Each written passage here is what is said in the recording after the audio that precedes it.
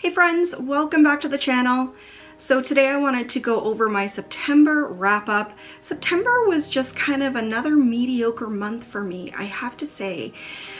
This year, started out really good. I had a bunch of 5-star reads. I had a bunch of reads that I knew were going to be in my top 10 list of the year, and just for the past couple of months I haven't been able to grasp onto a book to say, yeah, this is a great book, I wouldn't have changed anything, it's a 5-star.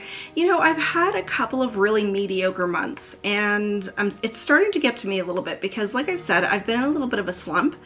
And just when you're kind of reading books that you're expecting to be really good and they turn out to be totally mediocre, you know, kind of get discouraged after a little while. But having said that, I did read a few books that I was happy with. They were good, and then a couple that weren't so great. So jumping right in here, the first one that I read was Little Spooks, a collection of scary stories, Volume 1 by Rebecca Kolosniej. So I did do a full review of this book on the channel. I'll have that link down below so you guys can go check it out. But if you didn't see the review, I was pleasantly surprised with this book. So this is a debut, just very short, kind of novella length of a short story collection, and it was really good. It was surprisingly good, and it kind of took me off guard in that the theme running through this book, like I said in the review, has to do with the occult and demonology and stuff like that, and I really enjoyed it. So like I said, if you haven't seen my review, I'll have it linked down below and you guys can go check it out. And next up is a new release. So this is The Devil Makes Three by Tori Bovalino, and I really had high hopes for this book because I've often said on the channel before, and I was kind of scared going into this, that it would be the typical YA with, you know, the romance and the whiny characters, whiny teenagers, and, you know, things that are concentrating more on those tropes rather than the actual story that I picked it up for. And I have to say that this book kind of disappointed me in that fact. So we do have whiny characters here, we have the hate to love sort of romance going on, and I found that there was a lot of concentration on characters' backstories and their relationships with their families, you know, and they hate their parents, and there's drama going on with the families, and then this boy and the girl come together, and there's this hate to love kind of thing going on. And I won't say anything more than that, but I picked it up because I wanted to concentrate on the actual synopsis that was given, that they opened a book, they basically released a devil out of the book, and they have to try to get him back in. And while, you know, there was a lot of talk of that during the book, I found that it was more concentrated on those YA tropes. So unfortunately, this one did not lift my spirits in my hopes that YA literature is getting a little bit better, you know, especially in the horror genre. But it just didn't happen with this one. So I believe I gave this book 2.5 to 2.75 stars. And the next physical book that I read was A Head Full of Ghosts by Paul Tremblay. And I have to say, I was really disappointed with this book. It's such a booktube darling. A lot of people really loved it. I was super excited to finally be picking this one up because it had such great reviews, and people said, you know, it was fantastic, the writing was good, the story was great, and you had this kind of sort of parallel between schizophrenia and possession, like religious possession, and it just didn't do it for me. So the two biggest things that really disappointed me about this book were, number one, was that it was concentrated mostly on the family drama and the family dynamics that were going on in this book. The other thing is that this book is centered around this family being chosen to do a reality show. And I am not a reality show type of person. I hate that it's scripted, I hate that it's fake, and again, they concentrate a lot more on the drama between family members and what's going on. And the other thing that really disappointed me with this book was that was a little bit too much of like classic exorcism and classic demonic possession. Like, it's done.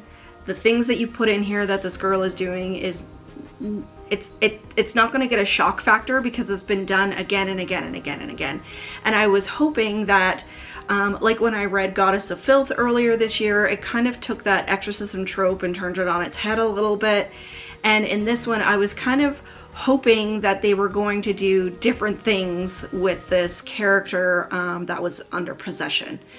So the fact that it was just these same possession tropes over and over and over that we've seen a million times before, it kind of frustrated me, and I was like, okay guys, this has been done before, like have her do some other things. I won't get into it too much because of course it's graphic, but it's been done. Like, let's get over it and let people that are possessed do other things. And the other thing that really kind of disappointed me in this was that I was hoping it was going to concentrate a little bit more on mental illness and schizophrenia and what people with schizophrenia are actually like. And this girl was going to doctor's appointments and stuff like that, but we would only see her leaving for the doctor's appointments and then coming back from the doctor's appointments and saying that the doctor wasn't doing anything for her. I would have loved to see it go a little bit more into an exploration of that, so people have a full understanding of what people with schizophrenia do experience. And it was in here, it absolutely was, but I think it could have been a lot better. So with this one, again, I finished the book, and as I was going along, I was kind of saying to myself, I hope this is gonna get better. I hope this is gonna get better. I hope it has a bang up ending. And I was really let down by it. So I know that that's an unpopular opinion about this book. It's such a booktube darling, but I only gave this one about 2.5 stars as well. And actually when I finished it, I ended up throwing it across the room because I was so frustrated. So this one didn't do it for me this month either. And the next physical book that I read is The Last Apprentice, The Curse of the Bane. So this is book 2 in the Last Apprentice series. And this one, I mean, it's a reread for me. I know I love this series, and it was the best book I think I've read this month, and it was a reread. So going into this, I couldn't remember a whole lot about the story from when I read it before. I think I had read it back in like 2013, kind of 2013, 2014 era, but I love how the author takes things from history and he kind of wraps it into the story. So this particular book took a lot from the witch burnings and the witch trials. So there was a character in here that was a quisitor that would go around, and basically people would accuse their neighbors of being witches, and they were tortured and killed and executed and stuff like that. And there's another really interesting fact in here that the character, the Bane that they're actually fighting, he can basically press people to death. So he squashes them to death. And I mean, that was taken directly from the era of the witch trials, and poor old Giles Corey, who, if you don't know the story of Giles Corey, he was suspected of witchcraft and he was sentenced to death, and they literally pressed him to death with stones until he died, and he was an old man at the time. So it's a really, really sad story. But I love how the author took things from parts of history and they put it into this book, and it's a completely new story. And you know, but you can kind of pick out those little things that are in here that had to do with the actual witch trials. So I'm going to continue on with this series. I gave this book a full 5 stars. I absolutely love this series. Every single book in this series gets 4 to 5 stars from me because I just love it so much. So in November, again, I skipped October because October is Halloween month, but starting in November, I'll be going back to this series with book number 3. And the last physical book that I had planned on reading was The Good House by Tananarive Due. But in this case, this is another book where the font is extremely small. I did start this book, but I found that it was just really, really hard on my eyes. And I mean, I don't have problems with reading any other type of book, so the font is very, very small, and I found it was kind of taking me out of the story. So if anyone out there knows if this comes in a large print version, please let me know down in the description box, or otherwise I'll just download it off of Audible and do it as an audiobook. And then for my ebooks that I read this month, the first one was The Livingston Girls by Brianna Morgan. And I was really excited about this book because, you know, you have a boarding school with a secret coven of witches, Witches. I read The Ravens earlier this year and gave it a full 5 stars. I absolutely loved it. And this book does have an exploration of other things. So you do have the current of the Secret Coven of Witches going through here, and they're trying to be basically killed by the headmaster of another school. And that was part of the story, but what I really liked here was the main character had actually been sent to a boarding school because she ended up having an affair with a teacher in her old school. So I actually wish it had gone more into that. I would have liked to have seen more of that storyline in here, just because I think it was handled really well. But the other thing is too, that wasn't really a main plot point. So it, like I said, it was handled well. I really enjoyed that storyline. I just would have liked to see it go into it a little bit more so there was a full understanding of what happened with that relationship.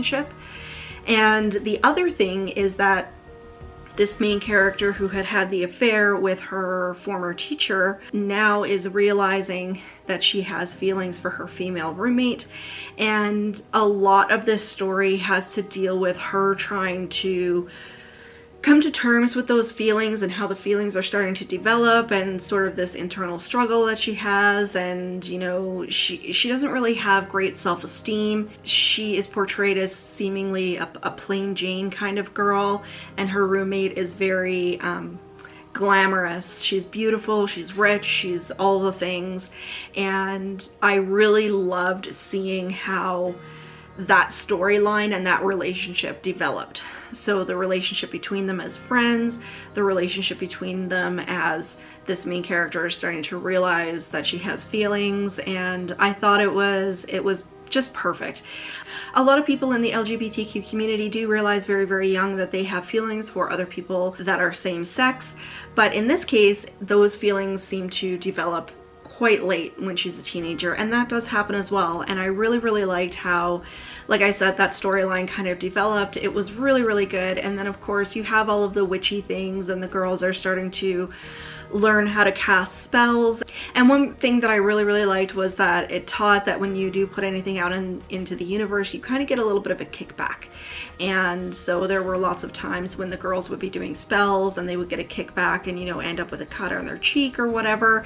And that of course comes from the threefold rule, with whatever you give out comes back to you times 3. And I really liked how those storylines were developed. I would have liked to see a little bit more concentration on the witchy aspects and what was going on with this headmaster of this other school. But what I really enjoyed here was you have this strong group of characters, a strong group of witches. There was lots of femininity, there was lots of feminism, and you know, lots of diversity. The girls all came from different backgrounds, they're of different races and cultures, and I really liked that. So I gave this book 3.5 stars overall. So this one I would definitely recommend if you like witchy stories or boarding school stories. I thought it was really well done, and I'm looking forward to the next book when it comes out. And the next ebook that I read this month was Shade by Chad Nicholas. And again, I did a full review of this book on the channel, so I'll have it linked down below. And this book was just okay for me. So I really liked the examination of psychological things. This deals with a lot of trauma and PTSD and how people deal with that, and I go more in depth into that in the review. So again, if you haven't seen the review, I'll have it linked down below. But the only criticism that I had of this book was it was very much action superhero kind of oriented. So like I said in my review, this character, who is actually a serial killer, is kind of a one-man show, sort of the John Wick, Steven Seagal sort of character, where he goes into a room, everybody is heavily armed, and he can take them all out with no problem. So that's not really my cup of tea, but I know a lot of other people will probably like this. But again, I really enjoyed Chad Nicholas's style of writing, and this book definitely had no downtime. It was totally action-packed from cover to cover. So if that sounds good to you, I would definitely recommend picking it up. It just came out this month on October the 5th, and I gave this one 3.5 stars. And then the last ebook that I read this month was The Dollhouse by Karis Cotter. And this was a very cozy ghost story. Like I said, Karis Cotter is very much the Darcy Coates of middle grade ghost stories. She writes things that are very cozy, very familiar, very atmospheric. And I enjoyed this book, but I think this is probably my least favorite out of all of Karis Cotter's stories that I have read so far. So with this book, I did find it was sort of repetitive. It could have been edited down quite a bit. And while the story was really, really good, I just thought it could have been done a little bit better. The editing was one thing. I found it was a lot longer than it really needed to be, and it was kind of getting redundant in some spaces. And then at the end of the book, there were a couple of questions that I had kind of outstanding. So I found that it didn't really wrap up the way that I would have liked it to. But having said that, I still really think this was a cute story. If you like middle grade ghost stories, I would definitely recommend picking this up either as an adult or if you have baby bats at home that are just getting into ghost stories. This is definitely a really, really cute story, but there were just a couple of things that I would have liked to see that were a bit different. But overall, again, I gave this one 3.5 stars. So there you guys go, that is my September wrap up. It's hard to believe we're over halfway through October already, but October has shaped up to be a very, very good reading month, so I'll get back to you with my October wrap up here very, very soon. I hope you're all having a fabulous spooky season, and if you enjoyed the video, please make sure to give me a thumbs up and leave me a question or a comment down below because you know I love chatting with you guys. But until next time, stay spooky everybody. Bye.